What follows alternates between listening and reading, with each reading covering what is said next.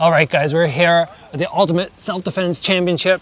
We're both competing. He's kicking my hiney so far on points. I don't know if we've got a couple days that we haven't seen yet. No, he's beating me. I was just saying yesterday in one of my episodes that it's very different being a fighter, where I'm just like, oh, I show up and I fight, as opposed to having that mindset like, oh, I'm trying to stay safe. Yeah. But you've done this before. Season one. Season 1. Back on season 3. Somehow. Yeah. Yeah, right. People love the big banana. Yeah, the big yellow banana is what they call me around here. So we were kind of like, oh, what would you sort of get a tip, whether it be funny, I guess, or not funny? What's like a self-defense tip that I might not be aware of, or they might not be aware of? Yeah. It'll help you in the real world. It's probably something that you're pretty familiar with, and it's change of pace.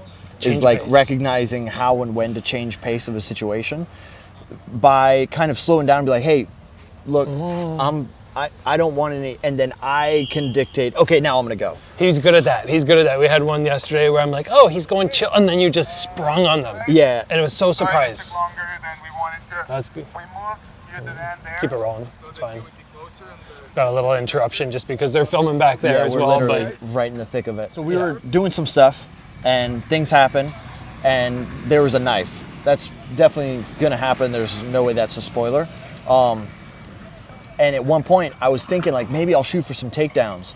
And I realized there's not really an opportunity to do traditional takedowns that make a lot of sense and have setups and have positioning, because you kind of take what position you can get and try to do your best to mitigate stabbing. So I was being stabbed in the back and was like, well, we got to go down. I'm just going to block something off and then rotate, and we got to hit the ground so I can get position.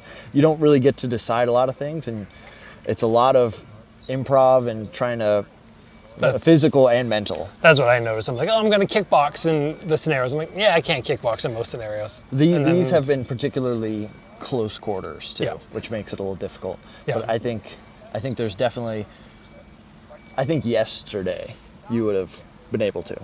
I think a little bit different. Yeah. I mean, the main thing that I noticed that we were all saying, like, first day we were warming up so much, and then now by the end of it, we're getting sore. We're like, oh, we're not going to warm up as much. But I don't feel like I normally do with a fight, where I'm like, okay, and you're getting pumped up, and when it just comes out of nowhere, I'm like, I don't like this. But it's also kind of super accurate. Oh, that's exactly what it would be like. You'd be walking down, you'd be doing this, and then the thing would happen that you guys don't know yet, and then you'd have to do something, and then, you know, you'd have a super adrenaline dump. Your body would hurt for days. You'd hopefully not longer. Yeah, so that's Sensei Seth's tip. Yeah. Change of pace. Change of pace. I like it. It's not something I would consider. I'd probably, for the most part, if it was a street fight for me, I'd be like, okay, and I'd start moving. Feel them out. And then the person would see you do that, and they'd be like, I made a mistake. And they would leave. Anyway, I like it. Thanks, sir. Yeah, of course.